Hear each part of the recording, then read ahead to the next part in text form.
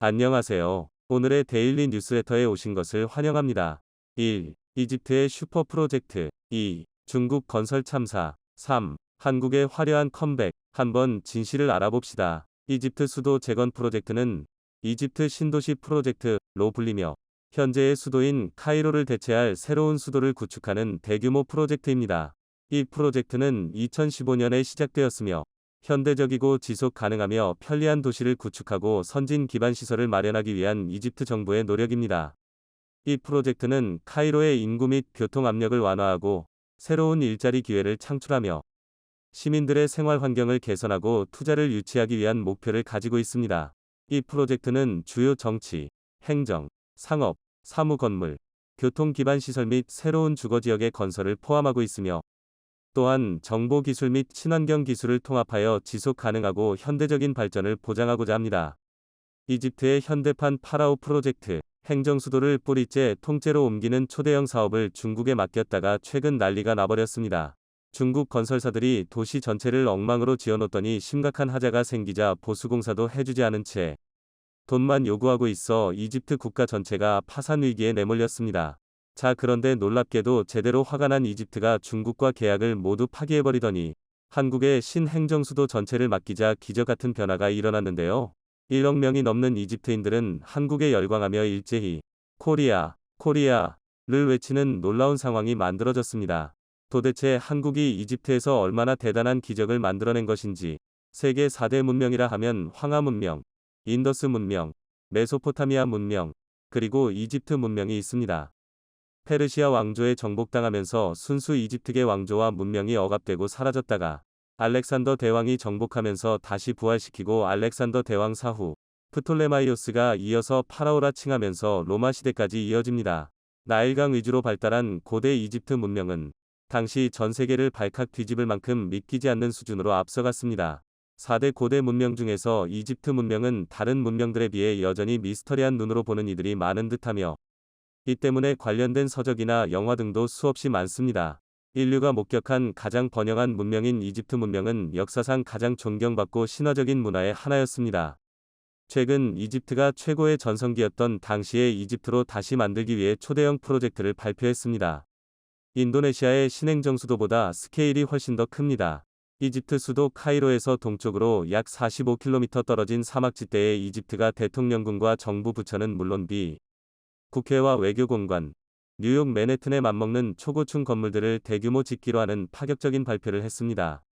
이집트의 새로운 수도 건설 현장을 본 이집트인은 언론에서 신행정수도 규모가 어마어마하다는 보도는 자주 접했지만 실제로 보니 장관이다.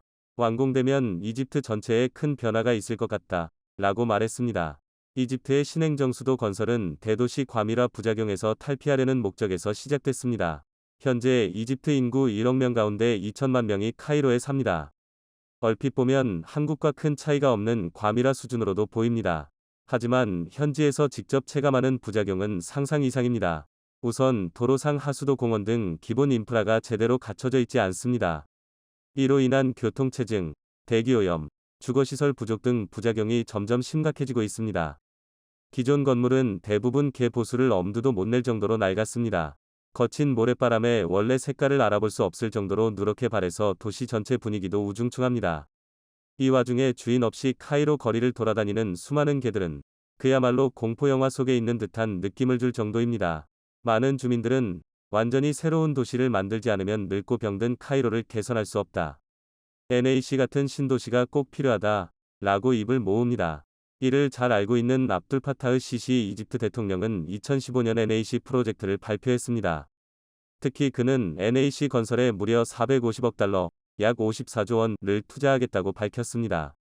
이는 2016년 재정위기에 처한 이집트가 국제통화기금 IMF로부터 3년간 120억 달러의 구제금융을 받기로 했다는 점을 고려하면 쉽게 감당하기 어려운 엄청난 액수입니다.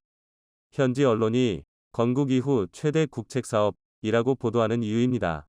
자, 그런데 이집트는 처음 이 엄청난 규모의 사업을 중국에 몰아줬다가 난리가 나버렸습니다.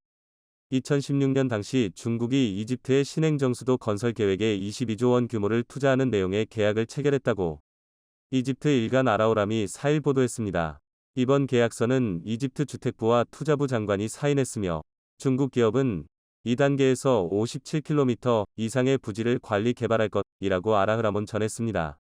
시진핑, 습근평 중국 국가주석은 2016년 1월 이집트를 공식 방문해 150억 달러 규모의 투자 계약을 체결한 바 있는데요. 이후 중국 기업들이 이집트 신행정수도 건물들과 인프라를 짓는 과정에서 수많은 결함이 발견됐고, 일부 결함들은 건물을 통째로 부순 뒤 다시 지어야 하는 수준임에도 중국 건설사 측은 절대 배상해줄 수 없다며 공사를 그대로 강행해버렸습니다. 이에 제대로 뿔이 난 이집트는 결국 중국과 모든 계약을 전면 파기해버리고 한국의 모든 사업을 몰아주는 파격적인 결단을 내렸습니다. 이집트는 중국과 계약을 전면 파기해버린 뒤 한국의 삼성, LG, 포스코, 두산, LS 등의 이집트 신행정수도에 모든 것을 맡길 수 있을 것으로 알려졌는데요. 이집트는 한국의 신행정수도 내 21개의 주거지구와 25개의 전용지구 위 인프라뿐만 아니라 뉴욕 맨해튼과 맞먹는 초고층 빌딩 수십 채, 에펠탑과 워싱턴 기념비와 유사한 높이의 고층 기념물들도 지을 계획입니다. 이것이 끝이 아닙니다. 이집트가 한국에 맡길 기타 시설들로는 전시 컨벤션 센터, 의료지구, 정부청사 지구, 국제공항, 외국 대사관 지구 등이 있으며 주요 정부 부처, 외국 대사관이 있는 새로운 행정 및 금융 중심지로 만들겠다는 초대형 발표를 했습니다. 이집트의 새로운 수도에 제2위 한국이 세워지는 셈인데요. 현재 화면에 보이는 이 초대형 스크린은 한국의 삼성전자가 이집트 정부가 건설 중인 신행정 수도 내 국회의사당에 대형 TV, 더월을 설치한 모습입니다. 새 국회의사당에 걸릴 더월의 크기는 가로가 약 4.9m, 세로가 약 2.8m로 더월은 마이크로 발광 다이오드, LED 기술이 적용되며 이집트 현지 언론들로부터 극찬을 받고 있습니다.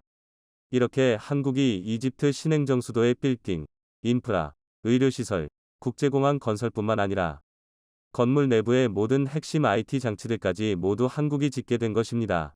대형 스크린뿐만 아니라 신행정 수도에 들어설 주택과 정부청사의 시스템 에어컨과 스마트 TV 등도 모두 한국의 삼성전자가 공급할 예정입니다. 이집트 고위 당국자는 한국 덕분에 이집트의 신행정 수도가 완전히 새로운 미래형 도시로 거듭나게 됐다 라며 기뻐했는데요. 삼성뿐만이 아닙니다. 신도시를 한국에 전부 맡긴 데 이어 신도시에서 다른 도시들을 잇는 지하철용 전동차도 한국에 모두 맡기기로 하는 파격적인 결단을 내렸습니다. 현대로템은 이집트 교통부 산하 터널청 NAT 과 24일 현지 시간 이집트 수도 카이로 지하철 2, 3호 선용 전동차 공급 계약을 맺었다고 밝혔습니다. 이집트 국영철도산업회사가 한국에 수주를 몰아준 것인데요. 현대로템은 계약에 따라 2028년까지 카이로 지하철에 사용될 신형 전동차 320량, 2호선 56량, 3호선 264량을 공급하게 됩니다. 카이로는 최고 기온 영상 50도를 넘나들지만 기존에 중국이 이집트에 공급한 지하철은 에어컨조차 탑재되어 있지 않습니다. 움직일 때마다 삐그덕 소리가 나는 것은 당연하고 한 달에 한 번 고장은 허다했습니다. 현지 언론들은 한국의 현대로템이 우리 이집트에 공급할 신형 전동차에는 에어컨은 물론이고 고온에도 견딜 수 있도록 현지화된 최신 부품이 들어간다. 심지어 8년 동안 유지보수도 해준다고 약속했다. 극찬했습니다. 공급 후 단 1년도 채 되지 않아 고장났음에도 나 몰라라 하는 중국과 완전히 다른 모습에 이집트 현지 언론들은 놀라워했는데요. 현대로템은 이집트에서뿐만 아니라 까다롭기로 유명한 미국에서도 극찬받고 있습니다. 앤 허젠버그 덴버 미국 교통운영국 사장은 지난 30여 년간 6개의 북미 철도 차량 사업을 경험했는데 납기를 준수한 회사는 현대로템이 처음이라며 차량의 실내 외관은 물론 품질에 대해서도 만족스럽다 라고 말했습니다. 고금리 이자로 매달 수천억 원씩 이집트로부터 갈취해가는 중국. 이자만 받아먹고 1년도 채 되지 않아 중국 건설사가 지온 빌딩과 인프라에 결함이 생겨도 보수공사조차 해주지 않고 있는 중국 때문에 이집트는 국가 파산 위기를 맞이했는데 중국과의 계약을 모두 파기해버리고 한국에 몰아주는 파격적인 결단을 내린 덕분에 최근 이집트에서 기적 같은 변화가 생겨나기 시작했습니다. 그러자 결국 이집트는 기존에 계획했던 신행정 수도의 전체 설계를 완전히 바꿔버렸습니다. 원래 신행정 수도 설계조차 중국의 신도시를 롤모델로 삼아 만들었는데 이제는 한국형 신도시로 설계를 완전히 바꾸겠다는 파격 발표를 했습니다. 이집트는 최근 한국과 한국 이집트 공공행정협력 포럼을 열고 이와 관련 적극 논의한 결과 한국의 세종시를 표준 모델로 지정하고 한국의 도움을 요청했습니다. 세종시에 적용한 한국의 롭 기술, 도로 인프라 기술, 블록체인 기술, 자율주행 기술, 통합 애플리케이션 관리 기술 등 한국의 기술들을 이집트 신행정수도에 그대로 적용시켜달라는 것입니다. 이집트의 파격 발표 행진은 이것이 끝이 아닙니다. 무려 3조 원 규모의 원전마저 이집트는 일본과 중국, 프랑스 등을 모두 거절한 뒤 한국을 선택했습니다. 총 사업비가 40조 원에 육박하는데요. 원전 4기와 관련된 80여 개 건물과 구조물 건설을 모두 한국이 독차지하게 됐습니다. 이렇게 되면 이집트 신행정 수도의 빌딩과 도로, 공항, 의료기관, 이역, 가전뿐만 아니라 이 모든 것들을 살아 숨쉬게 만드는 에너지조차 한국산 원전을 통해 공급됩니다. 이것이 끝이 아닙니다. 심지어 이집트의 국방력도 한국산으로 도배되고 있는데요. 최근에는 이집트 피라미드 상공에서 한국산 T-50 블랙 이글스 8대가 고난도 다이아몬드 대형 비행을 선보였습니다. 이집트가 한국산 경공격기 FA-50을 대규모 사들일 것으로 알려졌고, 이후 한국산 스텔스기인 KF-21도 도입을 검토 중인 것으로 알려졌습니다. 이집트에 제2의 한국이 세워졌다고 외신들이 대대적으로 보도하고 있는 이유입니다. 얼마 전 인도에서 큰 사고가 있었습니다. 인도 북부 비하르주 바갈푸르 지역 겐지스강에서 건설 중이던 대교의 일부가 갑자기 무너져 내린 것입니다. 해당 다리의 교각이 쓰러지면서 상판과 함께 물에 가라앉았고 이어서 여러 상판이 추가로 동시에 내려앉았습니다. 당초 이 다리는 2020년 3월 준공 예정이었으나 공사 지연으로 날짜가 계속 미뤄지더니 결국 무너져 버린 것입니다. 이 다리의 건설 비용은 무려 2,700억 원이라고 하는데요. 이 정도 돈을 들였음에도 무너지는 것을 보면 부실공사의 가능성이 높아 보입니다. 이 때문인지 한간에는 이 다리의 시공사가 중국 업체라는 이야기가 돌았지만 중국이 아닌 인도 현지 업체인 것으로 알려졌습니다. 그렇지만 사고가 발생하면 일단 중국에서 만든 것이 아닌가라는 생각이 들 정도로 건축 분야에서 중국의 이미지는 심각합니다. 실제 중국은 하루가 멀다 하고 사고를 일으키고 있기 때문입니다. 얼마 전 후난성에서 일어난 사고입니다.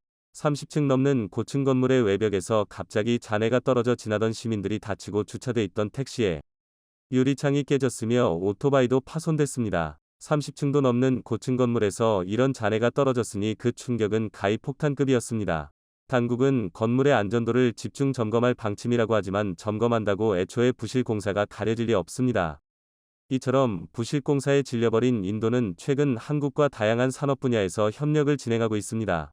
여기에도 이유가 있습니다. 한국 기업이 건설했다면 탄탄하게 지어지고 웬만한 사고는 일어나지 않을 만큼 믿을 수 있기 때문입니다. 최근 인도는 자동차뿐 아니라 휴대전화, 가전 등 고성장이 예상되는 분야에서 한국 기업들의 투자를 적극 배려하고 있습니다. 더구나 산업계 안팎에선 삼성, LG 등 한국 대기업들이 중국 경제의 불확실성을 염두에 두고 대체 시장인 인도에 미리 투자한 전략이 이제 빛을 발하고 있다고 평가합니다. 특히 현대자동차그룹은 인도 챈나이에 4천억 원이 넘는 자금을 투입해 완성자 공장을 건립한 이후 경차인 상트로가 돌풍을 일으키면서 인도 시장에 빠르게 자리를 잡았습니다. 이른바 인도 국민 경차로 불린 상트로 효과로 올해 상반기 판매량 34만 대를 기록했고 지난해 인도 시장에서 81만 대를 팔아치운 이후 올해는 사상 최다 판매량을 기록할 것으로 전망하고 있습니다. 1995년 국내 대기업 중에 처음으로 인도 시장에 진출한 삼성전자는 인도 노이다에 연간 1억 대 이상을 생산하는 세계 최대 규모의 스마트폰 공장을 완공한 후 지속적인 투자를 하고 있는 중입니다. 인도가 이처럼 한국 기업들과 협력을 강화하는 이유는 한국에 대한 신뢰가 높기 때문입니다. 실제로 얼마 전 있었던 인도 교각 사고의 경우 한국 시공사에 맡겼으면 일어나지 않았을 것이라는 전망이 지배적입니다. 방글라데시 파드마 대교가 좋은 사례입니다. 방글라데시 최대의 토목공사였던 파드마 대교 공사로 인해 한국에 대한 신뢰가 확고해졌기 때문입니다. 파드마 대교는 약 4조 원이 투입된 대공사이자 난공사였습니다. 원래 이 대교는 중국 건설사가 건설 중이었지만 물살이 세고 지반이 약해 공사가 진척되지 못하고 있었는데요. 결국 뒤늦게 한국도로공사가 투입돼 난공사를 해결했고 시공감리 사업의 주관사로서 현지의 호평을 이끌어내자 한국건설의 실력과 국제적 의상을 높인 공사로 유명합니다. 원래 파드마강을 잇는 특수교량 사업은 그 누구도 엄두를 내지 못하고 있었습니다.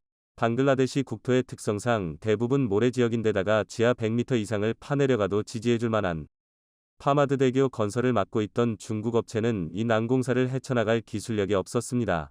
교량 기둥에 5에서 6개씩 들어갈 거대한 파일을 박았지만 소용이 없었고 우기에 따라 급변하는 수위와 급류 때문에 교량을 세울 수도 없었습니다. 다급해진 발주처인 방글라데시 교량청이 유럽의 유명기관에도 자문을 구했지만 뾰족한 해법을 찾지 못했습니다. 이런 혹독한 환경에서 한국도로공사는 인천대교 등 감리에 참여한 경험을 살려 파드마대교 감리 사업을 진행했습니다. 그동안 감리 사업은 과거 미국이나 유럽, 일본 회사들이 맡아왔고 한국 업체들은 시공을 담당하는 것이 통상적이었습니다. 하지만 한국도로공사의 기술력이 과거 건설 선진국의 자리를 미국, 유럽에서 한국으로 대체시켜 버린 것입니다. 2014년으로 당시 한국도로공사는 국내 엔지니어링 기업 및 방글라데시 업체 등과 컨소시엄을 구성해 파드마대교 감리 용역을 수주한 이후 교량 부위와 비슷한 지질의 깊이 150m 이상의 시험 파일을 시공해보고 파일 하단부에 디귿 자 형태의 콘크리트 구조물을 덧대는 방식으로 지지력을 확보해 모래와 뻘로 이뤄진 강바닥 지형에 불리한 조건을 극복했습니다. 이렇게 해서 방글라데시 최대 특수교량인 파드마대교는 상층부 4차 도로와 하층부 철도로 구성된 복층 트러스 교량이 완성됐습니다. 방글라데시 서남북을 잇는 이 나라 경제 발전의 근간이 되는 대교가 이렇게 한국의 기술로 완성된 것입니다. 방글라데시 정부에서도 처음에는 공사 기간이 늦어지는 것과 관련해 의구심을 보였다고 합니다. 하지만 현장을 찾은 방글라데시 고위 관료들은 도로공사의 검증 가능하고 안전한 감리에 감탄하고 돌아갔다고 전해집니다. 파마드 대교 건설은 한국의 확실한 건설 기술력에 대한 방글라데시 정부의 확실한 믿음을 얻어낸 중요한 계기가 되었습니다. 비슷한 사례는 또 있습니다. 방글라데시에는 현지인들이 도깨비 도로라고 부르는 특이한 구간이 있는데요. 방글라데시는 그동안 원조 사업을 통한 SOC 사업이 많았고 중국의 시공사들이 사업에 많이 참여해왔습니다. 하지만 중국 시공사들이 건설한 도로의 경우 유지보수 등 관리가 철저하지 못하기 때문에 훼손된 곳이 많았습니다. 하지만 방글라데시에서 20년 전에 지어진 도로가 지금도 멀쩡하다며 도깨비 도로라고 부르는 곳이 있는데 이 도로가 바로 한국의 건설사가 20년 전에 시공한 자문화강을 연결하는 교량 및 연장도로입니다. 즉 지금까지 중국이 지은 도로는 20년을 버틴 곳이 거의 없었다는 이야기인 것이죠. 그리고 이번에 파드마대교 역시 방글라데시 국민들은 제2의 도깨비 교량이 될 것이라고 생각하고 있습니다. 그만큼 한국도로공사의 꼼꼼한 감리와 운영, 사후 관리에 신뢰를 보내고 있기 때문입니다. 이러한 신뢰를 바탕으로 한국도로공사는 파드마대교의 감리는 물론 방글라데시 교량청과 파드마대교 운영, 유지관리 사업을 위한 MOU를 체결하는 데에도 성공했습니다. 방글라데시 관리들에게 아무리 좋은 감리와 시공이 있더라도 이를 유지, 관리하는 노력이 없다면 대교의 품질을 유지하기 힘들다는 점을 설득했고 현재 한국도로공사는 파드마대교의 영업소 요금 징수, 도로 구조물 유지보수, 순찰 및 재난관리 등 파드마대교 운영 유지관리에 필요한 종합적인 업무를 수행하고 있으며 향후 10년간 약 1,000억 원 규모의 사업이 될 것으로 예상되고 있습니다. 더구나 파드마대교에는 한국 시스템인 하이패스 시스템이 설치됐는데 방글라데시 최초로 차량이 멈추지 않고 달리면서 요금이 지급되는 방식이 운영되는 셈입니다. 국식 하이패스 통행료징수 시스템 등은 모두 국내에서 제작해 들여온 것입니다. 이처럼 파드마대교를 건설하면서 쌓은 신뢰는 방글라데시의 K도로를 전파하는 계기가 되었습니다. 파드마대교를 앞뒤로 연결하는 N8 고속도로 55km 구간의 관리 운영권 역시 한국도로공사가 따냈기 때문입니다. 도공은 5년간 용역비로 1,000억 원가량을 받을 예정입니다. 이렇게 한국이 기술력과 신뢰로 인도 및 방글라데시의 건설 사업을 따내자 밀려난 중국은 캄보디아로 눈을 돌렸습니다. 2023년 캄보디아는 글로벌 경제 순위 최하위권에서 벗어나 중하위권에 들어서 있습니다. 1인당 GDP 도 1998년 269달러에서 600%나 상승했습니다. 하지만 600% 소득 성장은 캄보디아인들의 생활 향상으로 이어졌다기보다는 캄보디아에 투자한 중국인들의 생활을 향상시켰다고 보는 게 정확합니다. 현재 캄보디아에는 최고 100만에 이르는 중국인들이 들어와 있습니다. 프놈펜의 기적이라 불리는 캄보디아 경제성장의 수혜자는 중국과 중국인인데도 통계로 보면 캄보디아인들의 생활이 향상된 듯한 착시 현상이 나타나는 것인데요. 100만 중국인들이 캄보디아에서 뿌리는 돈과 사회적 정치적 영향력은 엄청납니다. 중국 투자의 핵심은 인프라 구축에 있습니다. 초고층 건물과 도로에서부터 항만과 공항, 심지어 초대형 스포츠센터에 이르는 모든 인프라가 중국 자본으로 건설되고 있습니다. 중국은 13억 7,600만 달러를 투자해 푸놈펜에서 베트남 인접 국경 도시 바베트까지의 고속도로 건설도 시작했습니다. 하지만 건설만 해놓으면 되는 게 아니라 세계 각지에서 보여준 중국의 부실 공사, 부실 관리의 폐해가 캄보디아에서도 드러난다면 이곳에서 조차 신뢰를 잃을 수밖에 없을 것입니다. 리오프닝 이후에도 중국 국내 경기가 안 좋자 팬데믹 이후 오히려 캄보디아에 대한 중국의 투자와 중국인 대량 유입은 더욱더 증가하고 있습니다. 그런데 인도, 방글라데시에서 신뢰를 잃고 캄보디아로 진출한 중국 자본은 이마저도 한국에 뺏길 가능성이 높아졌는데요. 한국이 전 세계를 발칵 뒤집을 엄청난 중대 결단을 내렸습니다. 특히 최근 중국이 한국의 선을 넘어도 한참 넘는 도발을 걸어왔죠. 중국 대사가 중국이 패배한다에 베팅하는 순간 망하게 할 수 있다는 선 넘는 발언은 대한민국 5천만 국민을 극도로 화나게 만들었습니다.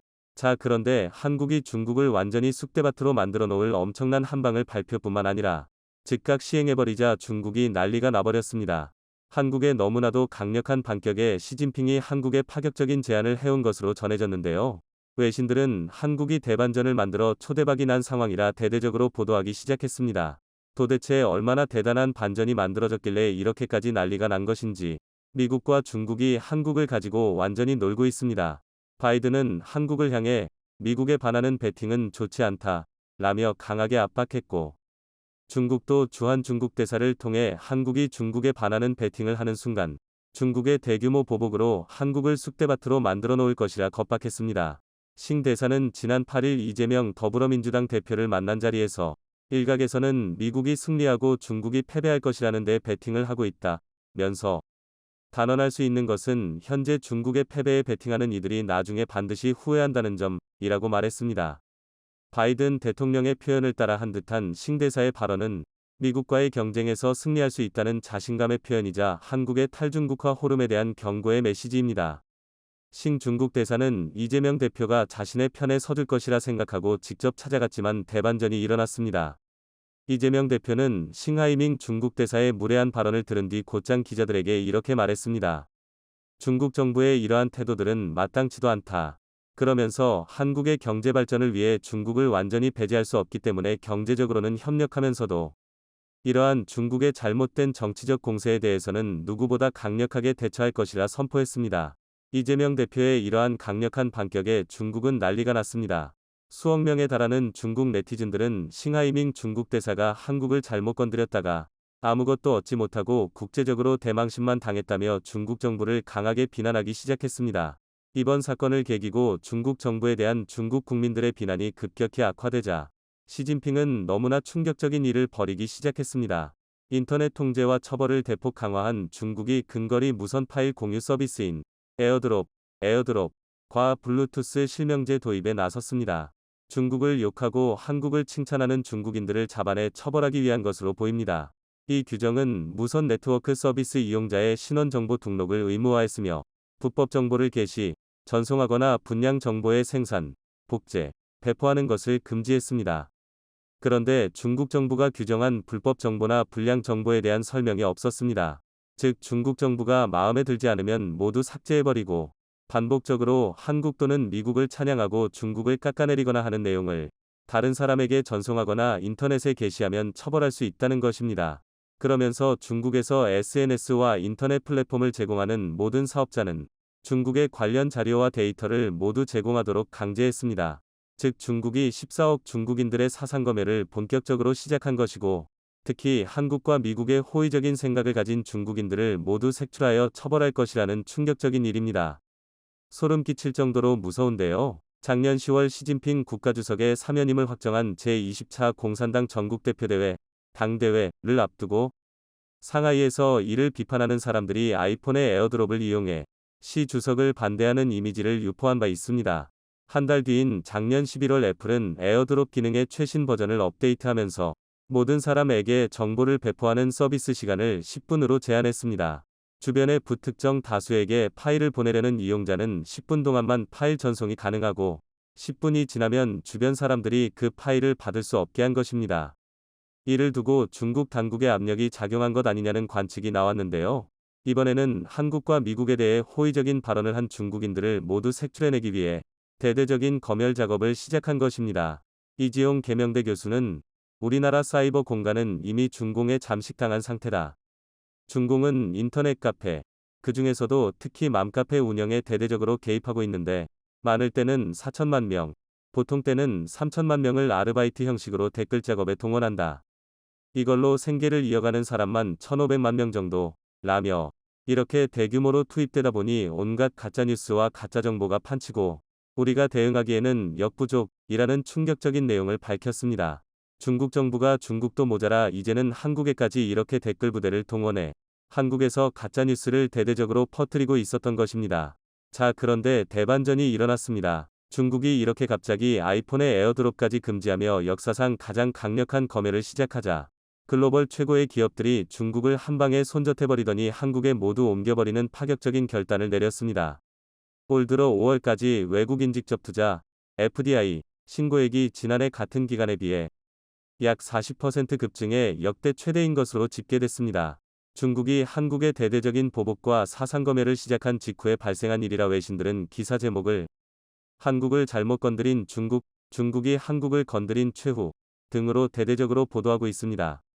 8일 산업통상자원부에 따르면 올해 1월부터 지난달 말까지 신고된 FDI 투자액은 107억 3천만 달러, 약 13조 9,600억 원로 1에서 5월 기준 역대 최대를 기록했습니다. 중국이 말도 안 되는 사상검열로 기업들이 사실상 중국에서 사업을 할 의지를 완전히 꺾어버리자 중국을 탈출해 다른 나라로 옮기기 시작했는데요. 한국은 2차 전지, 반도체 등 첨단 산업 분야에서 우수한 인프라를 갖추고 있어 관련 글로벌 기업들이 잇따라 한국행을 선택하고 있습니다. 실제로 지난해 10월부터 충남 아산시에 생산 공장을 짓고 있는 영국의 반도체 공정용 진공 펌프 생산기업 에드워드 측은 동아일보와의 인터뷰에서 한국은 우수한 제조업 중심 인프라와 인력을 갖고 있다. 글로벌 공급망 재편 국면에서 한국을 공급기지로 선택했다고 밝혔습니다. 외국인 직접 투자 FDI 가을 들어 지난달까지 역대 최대를 기록한 것은 글로벌 기업들의 차이나 플러스 원 전략에 따른 것입니다.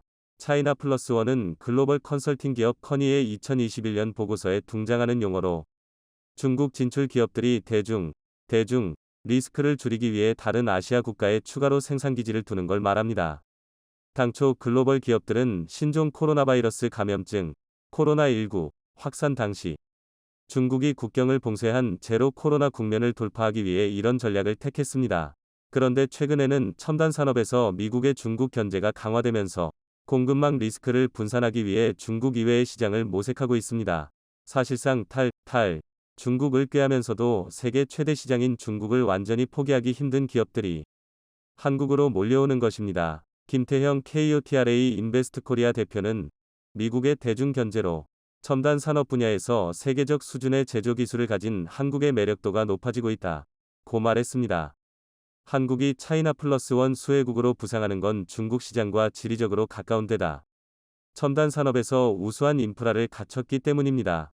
2년 전 울산에 수소 충전소를 세운 미국의 산업용 가스 생산기업 에어프로덕츠 측은 동아일보와의 인터뷰에서 한국은 반도체, 디스플레이 등 글로벌 공급망의 중심에 있는 핵심 산업에서 경쟁력을 갖추고 있는 데다 높은 위기 대응 능력을 갖고 있어 투자처로서 매력이 높다고 평가했습니다. 한국이 코로나19 확산 당시 문재인 정부가 글로벌 위기 국면에 효과적으로 대응한 점도 신뢰를 높이는 요인입니다. 반도체 공정용 진공 펌프를 생산하는 영국 기업 에드워드 관계자는 지난 3년간 팬데믹으로 글로벌 공급망 위기가 닥쳤음에도 한국의 문재인 정부는 유연하게 대응해 한국을 세계 최고의 투자처로서의 입지를 공고히 했다고 평가했습니다. 중국을 향한 한국의 반격은 이것이 끝이 아니었습니다. 중국은 현재 전세계 리튬 광산과 히토류를 싹쓸이해 전세계 공급망을 장악하겠다는 꿈을 가지고 막대한 돈과 인력을 쏟아붓고 있습니다. 여기서 중국이 히토류와 리튬 광산을 장악하지 못하는 순간 중국은 망해버릴 수 있다는 분석이 나오고 있습니다. 자, 그런데 한국이 세계 10대 자원북국으로 유명한 몽골과 손을 잡고 파격적인 발표를 했습니다. 친한 국가로 매우 유명한 몽골이 세계 최고의 채굴 기술을 보유한 한국이 몽골에 있는 모든 광산을 전부 개발해달라는 것입니다. 몽골에는 2차 전지의 핵심 재료인 리튬뿐 아니라 중국이 무역전쟁을 할 때마다 무기로 꺼내 들고 있는 히토류까지 상상을 초월하는 규모가 매장되어 있습니다. 한국은 단숨에 초대박이 난 것이죠. 실제로 얼마 전 배터리 아저씨가 일했던 금양이 몽골법인 주식 523억 원어치 취득하여 지분율 40%를 획득했다고 공시했습니다. 그러면서 취득 목적을 기존 광물 개발 및 리튬 탐사 개발이라고 밝혔죠. 시청해주셔서 감사합니다.